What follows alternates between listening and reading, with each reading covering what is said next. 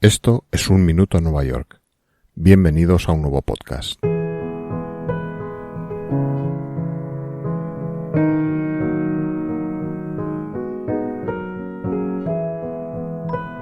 Dentro del catálogo del imaginario colectivo de Nueva York es difícil no tener en él la referencia inevitable del famoso Madison Square Garden, que es ese recinto deportivo y de espectáculos del que alguna vez hemos oído.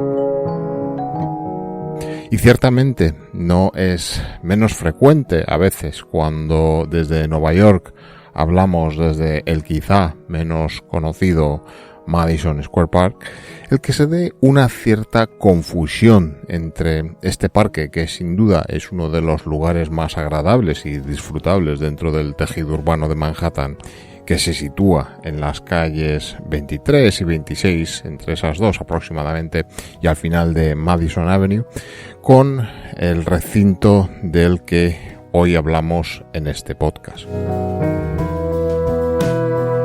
Y no es en absoluto una confusión gratuita, sino que está fundamentada en que en realidad no estamos hablando de un solo edificio o recinto de espectáculos, sino en realidad de 4 versiones del edificio que han compartido a lo largo de los años el mismo nombre y que se han ido sucediendo a lo largo del tiempo y el espacio en Nueva York, e incluso en alguna de sus primeras versiones el entorno que hoy ocupa el bonito parque al que nos referíamos al principio, bajo la siempre majestuosa sombra y mirada del Flatiron Building.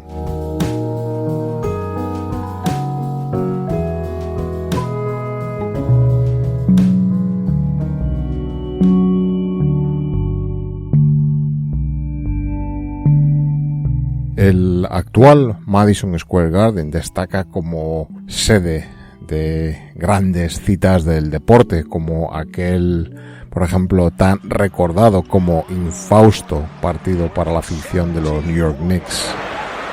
17 of 28 that his team has accumulated. Jordan for three. En el año 1995, conocido como el Double Nickel Game de Michael Jordan.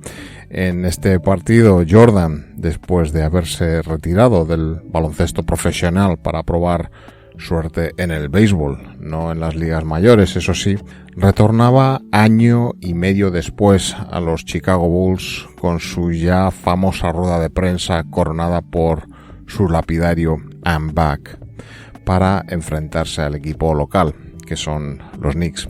En aquel partido, Jordan acabaría llevando a su equipo a la victoria con una cuenta anotadora final de 55 puntos, algo que todavía duele y escuece a la afición local de Nueva York cuando se le recuerda. Menos doloroso, al menos para los aficionados, fue el legendario combate de boxeo del 8 de marzo de 1971 entre Muhammad Ali y Joe Frazier por el título mundial de los pesos pesados, con la victoria final para Frazier. Ladies and gentlemen, here comes the decision. Johnny Addy. Referee Arthur McCarthy scores it 8-6, 1 even for Frazier.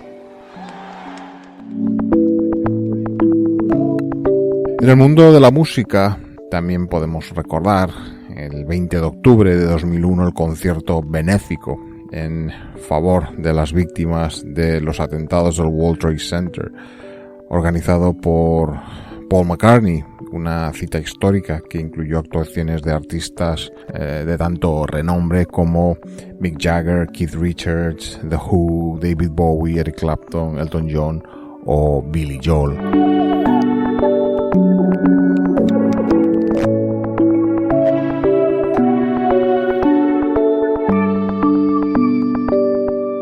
Pero tal como apuntaba al principio, este edificio y recinto deportivo que conocemos hoy es solo uno de los 4 que históricamente ha conocido Nueva York.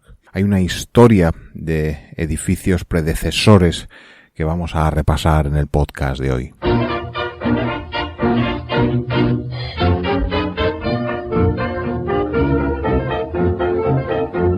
cuanto al lugar, vamos a situarnos en torno al Madison Square Park, del que os hablaba al principio en la introducción, frente a la intersección de Broadway, la Quinta Avenida y la calle 23.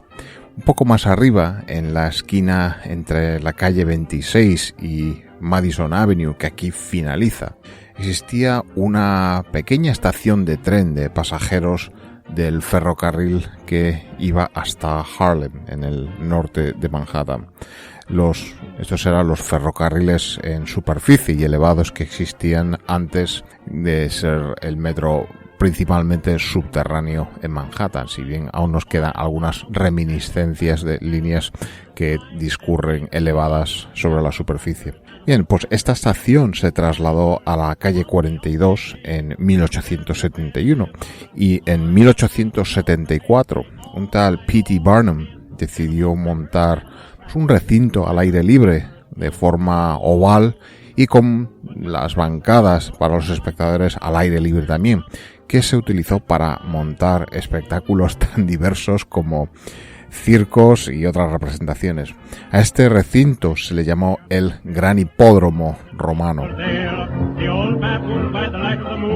Este recinto fue pasando por las manos de distintos propietarios que lo fueron empleando para todo tipo de eventos y espectáculos, desde conciertos, concursos de belleza, boxeo o incluso concursos caninos como el Westminster Kennel Club Dog Show, que a día de hoy sigue celebrándose anualmente en el Madison Square Garden. Curioso que por aquel tiempo el boxeo era ilegal, por lo que de una manera bastante hipócrita y oculta se les llamaba conferencias ilustradas. A estas alturas de la película, el propietario del recinto era un tal Commodore Vanderbilt. Vanderbilt os sonará pues a esa familia de potentados y adinerados de Nueva York que construyeron la propia Grand Central Terminal. A la muerte de este personaje, Commodore Vanderbilt, su nieto William Kissen Vanderbilt, en 1879 se puso al frente del negocio y decidió él mismo asumir la gestión del recinto.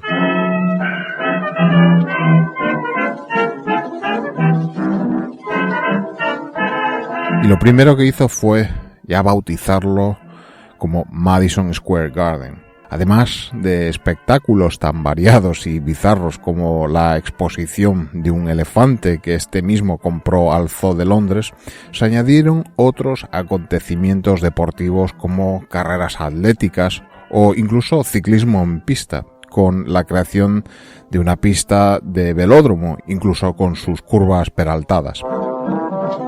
Por aquel entonces, el ciclismo en pista era uno de los deportes más populares en Estados Unidos y sus protagonistas eran grandes estrellas del momento.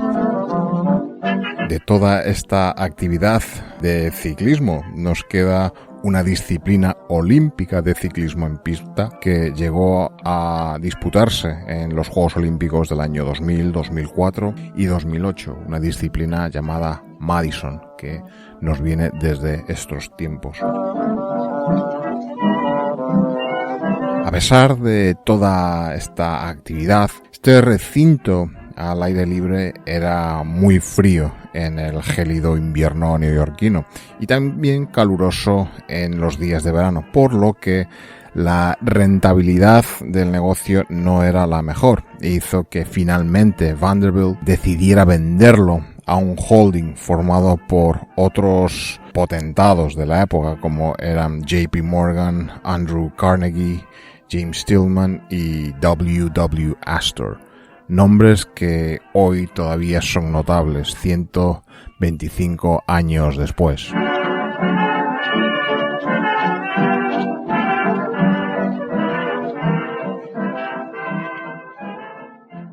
Este grupo de magnates del acero y las finanzas decidieron tirar por la calle de en medio y tirar el edificio abajo para crear uno nuevo, el segundo Madison Square Garden. La verdad es que no pusieron mucho esfuerzo en buscar un nuevo nombre.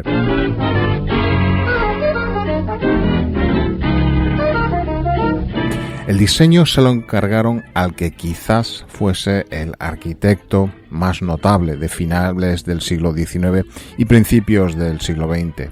No era otro que Stanford White, de la firma McKim, Mead & White, autores de grandes edificios como la propia desaparecida y grandiosa Penn Station. Stanford White tendrá episodio reservado en este podcast porque se lo merece y su historia relacionada con este edificio no tiene desperdicio tampoco. El nuevo edificio, abierto en 1890, estaba diseñado en el estilo Beaux-Arts y fue en su inauguración el edificio más alto de la ciudad, con su torre minarete copiada de la Giralda de Sevilla, alcanzando una altura equivalente de 32 plantas. El recinto principal interior era el más grande del mundo por aquel entonces, con unas dimensiones de 61 por 110 metros y asientos permanentes para 8.000 personas. Además, tenía un teatro para 1.200 espectadores y una sala de conciertos para 1.500. Aparte de todo eso, tenía el restaurante más grande de la ciudad y un jardín cabaret al aire libre en su cubierta. El edificio, que presentaba en sus decoraciones reminiscencias moriscas, costó $3 millones de entonces y fue encuadrado junto con el Central Park y el puente de Brooklyn dentro de las grandes instituciones de la ciudad de Nueva York. La torre estaba coronada por la estatua de Diana, obra del escultor Augustus Saint-Gaudens. La estatua original tenía 5,5 metros de alto y pesaba 820 kilos. En un momento dado pensaron que era demasiado grande y la quitaron, sustituyéndola posteriormente por otra versión poco más pequeña y hueca, la cual hoy se encuentra en exposición en Filadelfia y una copia también en el propio Met de Nueva York. A la inauguración del edificio acudieron más de 17.000 personas que pagaron hasta $50 por acceder a él. Este recinto de espectáculos fue muy importante en el primer cuarto del siglo XX, pero tampoco llegó nunca a ser un negocio rentable para sus promotores.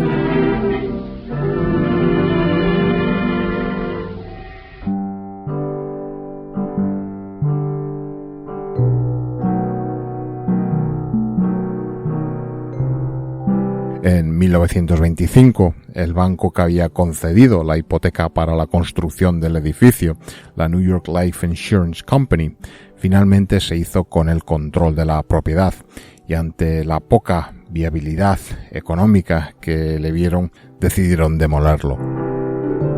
Este edificio está en el libro Lost New York, que he recomendado en otros podcasts, donde nos permiten ver la arquitectura perdida de Nueva York. El único consuelo es que en el mismo solar donde estaba este segundo Madison Square Garden, la compañía propietaria de él ya por aquel entonces, la New York Life Insurance Company, encargó al arquitecto Cass Gilbert la construcción del New York Life Building, que todavía hoy podemos contemplar y admirar en esa intersección de Madison Avenue y la calle 26, un edificio construido entre 1926 y 1928. Y tal como dice el refranero español, como no hay dos sin tres y casi sin solución de continuidad, a este demolido Madison Square Garden le salió rápidamente un sucesor. En este caso, no en el mismo entorno del Madison Square Park, sino que mucho más arriba en Manhattan, octava avenida entre la 49 y 50, la zona llamada Hell's Kitchen.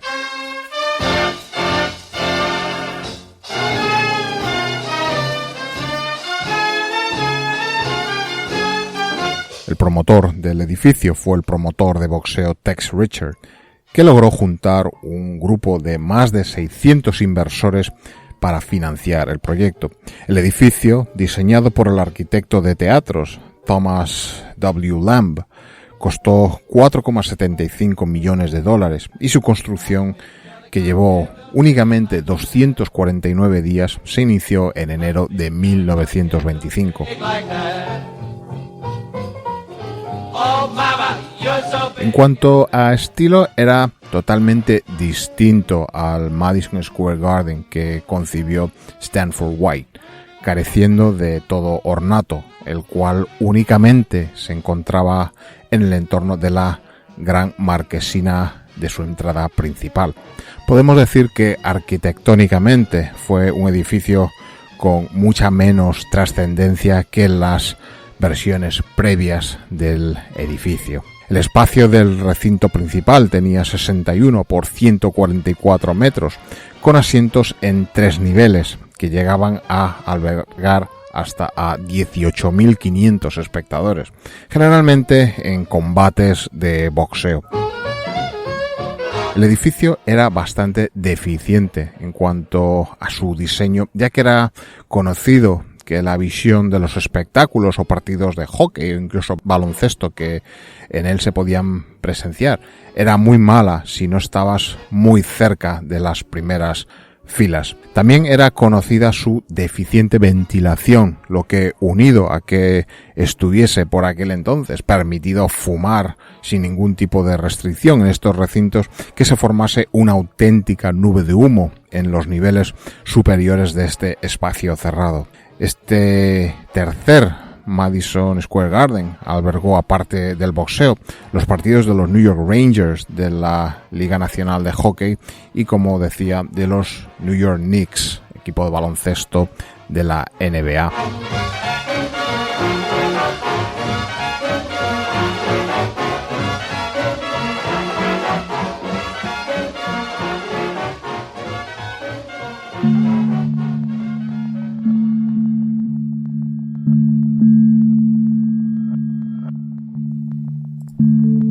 A nivel histórico podemos mencionar algunos eventos notables que se celebraron en este recinto, como el 15 de marzo de 1937 se celebró un meeting llamado Boycott Nazi Germany.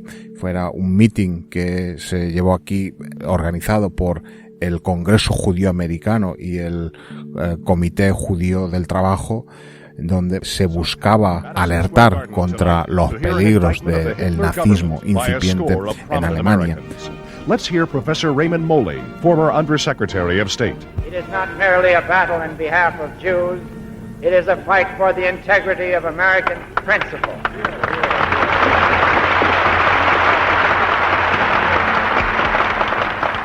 I hate Hitlerism.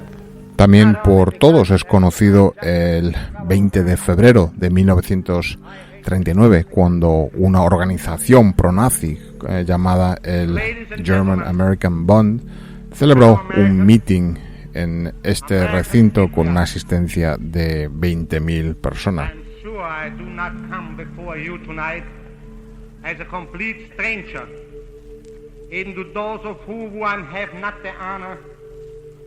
Esta organización en diciembre de 1941 fue ilegalizada por el gobierno de Estados Unidos, y ya en un tono más distendido o festivo, esa imagen que tenemos todos en de la cultura popular de Marilyn Monroe cantándole el cumpleaños feliz al entonces presidente John Fitzgerald Kennedy en su cumpleaños, fue realmente ahí en una fiesta celebrada pues en mayo de 1962.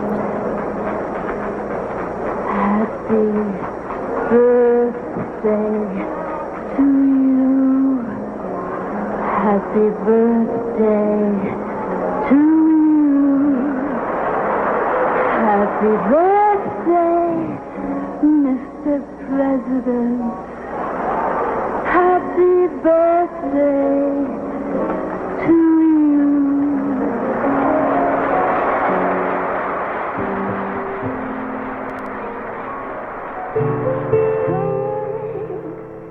Mr. President, for all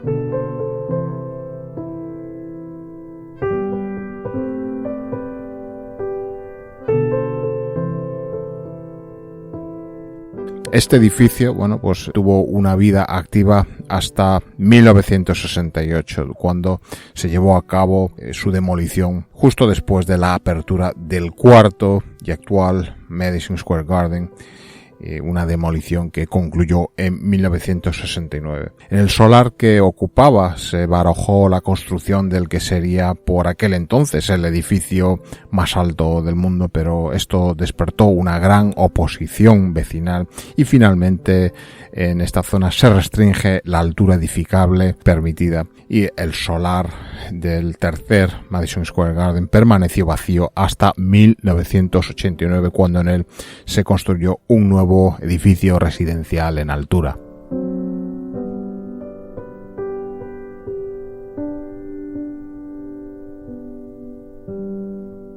Pero no podemos pasar página de este tercer Madison Square Garden sin hablar de la que sería una variante que sería el llamado Madison Square Garden Bowl en Queens. Esto era el nombre de un recinto exterior en el borough de Queens, al otro lado del East River, y que se construyó en 1932. En este recinto abierto se montaban representaciones de circo, boxeo y tenía una capacidad para espectadores sentados de 72.000 en bancos de madera. Estaba localizado en la calle 48 y Northern Boulevard en la zona de Queens de Long Island City, la zona más próxima al East River. Esto, bueno, pues ya a nivel de cultura popular fue el recinto donde James J. Braddock derrotó a Max Baer en el título mundial de los pesos pesados en junio de 1935, que inspiró la película llamada Cinderella Man. Este recinto, el Madison Square Garden Bowl, se demolió durante la Segunda Guerra Mundial para hacer sitio al servicio de correos del ejército durante la guerra.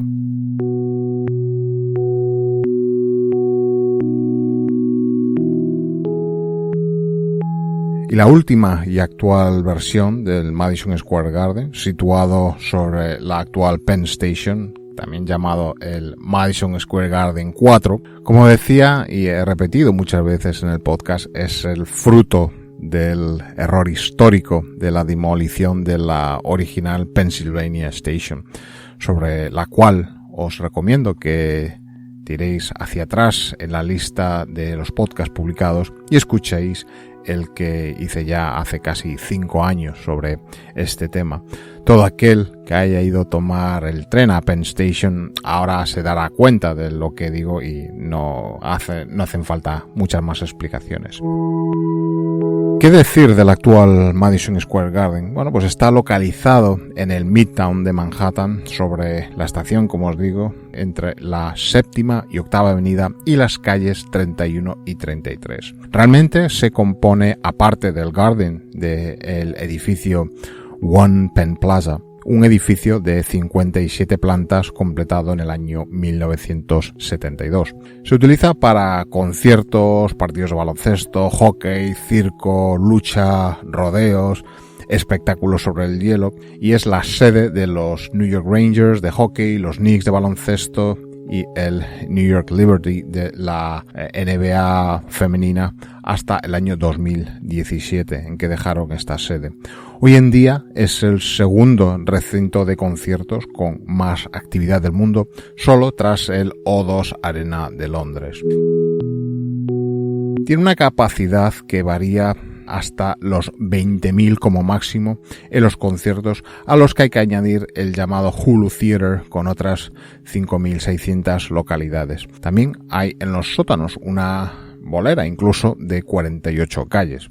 En cuanto a su definición formal, presenta la particularidad, como decía, de estar construido sobre la estación, sus pasillos, sus vías y sus andenes.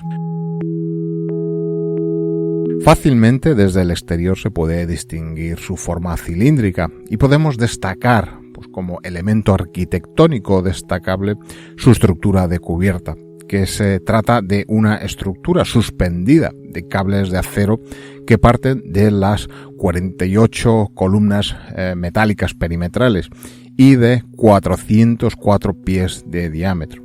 La primera de este tipo de manera permanente de Estados Unidos, y una tipología estructural que va a favor de proporcionar un espacio interior totalmente diáfano, adecuado para la actividad que iba a alojar el recinto. Esta estructura radial de 48 cables de acero recubiertos de zinc no solo soporta el tablero de cubierta del recinto, sino también 2 pisos más con una estructura de acero sobre el espacio diáfano central, lo cual nos habla en cierta medida de lo osado que fue en su día el diseño estructural de este cuarto Madison Square Garden. Aparte de esto, al estar montado o construido el complejo sobre las vías de la estación, esto hizo que se tuvieran que salvar grandes luces con enormes vigas de acero, dicen que las de mayores dimensiones utilizadas nunca en Nueva York hasta la fecha. Este cuarto Madison Square Garden ha pasado por 2 grandes obras de renovación, una en 1991 y otra en 2011, dando todo al final un coste de construcción de más de 1.100 millones de dólares. Un edificio realmente muy caro a lo largo de su vida útil.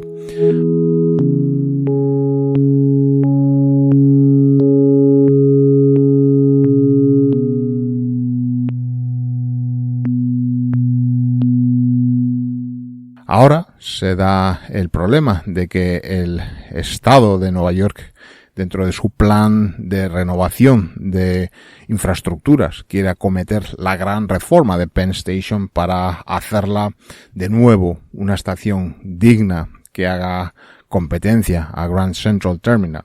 El problema es que el Garden se encuentra encima de ella. De momento, lo que se está haciendo es dotar a la estación de un nuevo acceso desde la emblemática oficina de correos Farley, enfrente en la 8ª Avenida, con un gran nuevo hall de entrada, el llamado Moynihan Hall. También se barajan propuestas para la construcción de una nueva estación, y ahí es donde nos encontramos ahora, con un futuro un tanto incierto. A todo esto influye que la actual licencia de actividad del Madison Square Garden actual concluye en el año 2023, y eso es algo de lo que hablaremos ahora.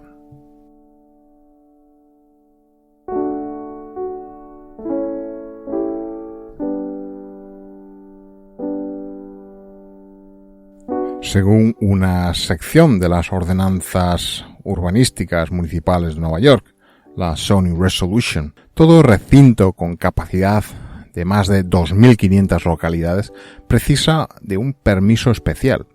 Esto nos conecta con el año 1963, cuando el permiso inicial de actividad del Madison Square Garden 4 se concedió por un plazo de 50 años, algo que no es frecuente, pero tampoco está claro por qué en ese momento se hizo así. Bien, pues en 2013 ese permiso expiraba, pero a pesar de la presión de muchos grupos que buscaban y buscan la renovación de Penn Station, la ciudad, y en un gesto que buscaba dar tiempo a los propietarios del Garden para establecer sus planes para el futuro, les concedió una extensión del permiso de actividad de 10 años. Técnicamente podrían reducir la capacidad a 2.500 espectadores y quedarse permanentemente, pero esto no parece factible frente a la actual capacidad de 20.000. Lo más grave es que los propietarios del Garden no han mostrado hasta ahora signos de estar haciendo nada con respecto a sus planes de futuro, y no se descarta que en 2023 el City Council decrete un cierre del Madison Square Garden. Desde luego que va a haber presiones y veremos en qué queda este enfrentamiento. podrían negociar con la ciudad una excepción en las normas, pero desde luego que tendrán que argumentarlo muy bien y probablemente tendrán que dar algo a cambio o la ciudad ofrecer una alternativa a los propietarios para irse de su actual localización. Aún así, y quedando el Garden donde está, lo que parece que es imparable es la renovación de Penn Station.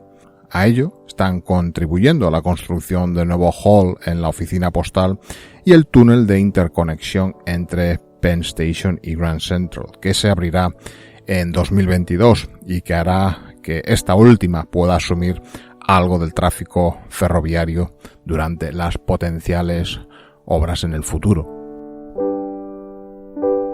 Se quede o no el Garden, parece claro que el complejo va a cambiar en los próximos años, así que habrá que permanecer atentos a las distintas propuestas y negociaciones que van a llevarse a cabo en los próximos años.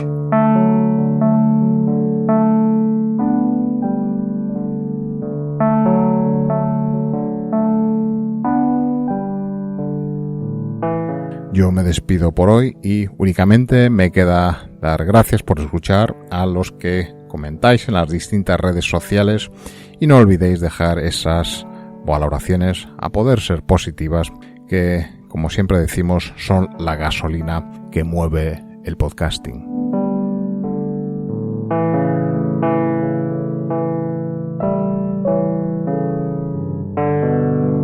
Un Minuto en Nueva York es un podcast escrito y producido en Nueva York que te trae una selección de retazos de su historia, costumbres, personajes y arquitectura, contada desde un punto de vista personal, subjetivo y no siempre riguroso.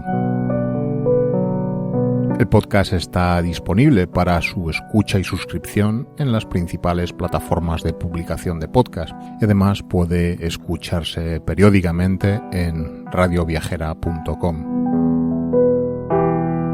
Para saber más sobre Nueva York, y si quieres, puedes seguir las publicaciones y otros contenidos del programa en redes sociales como Twitter, Instagram o Facebook, donde te será muy fácil encontrarlo.